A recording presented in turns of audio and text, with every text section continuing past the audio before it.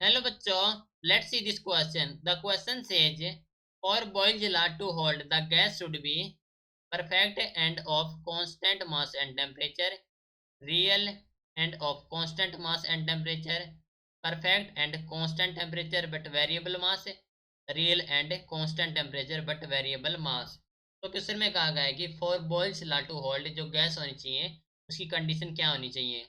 Perfect और constant mass होना चाहिए, कांस्टेंट मास एंड टेम्परेचर होना चाहिए, रियल होनी चाहिए and real and constant temperature but variable mass कैसा होना चाहिए हमें बताना है। तो इस क्वेश्चन के लिए हमारा की कॉन्सेप्ट यूज हो रहा है that is the Boyle's law.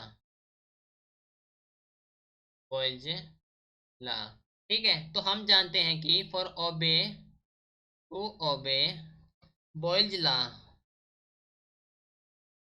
Boyle's law यानी कि बॉयल्स लॉ ओबे करने के लिए जो कंडीशन होती है वो थी हमारे पास है जो गैस है must be ideal, must be ideal. First one जो गैस होनी चाहिए वो आइडियल होनी चाहिए और जो परफेक्ट होनी चाहिए आइडियल एंड परफेक्ट है। और इसका मास एंड इट्स मास और नंबर ऑफ मोल, मास और number of moles must be same, must be same and जो टेम्परेचर होना चाहिए वो होना चाहिए constant and temperature must be constant, ठीक है। That means P V is equal to N R T. If N यदि कांस्टेंट है तो टी है हमारे पास ऑल्सो कांस्टेंट है, ठीक है।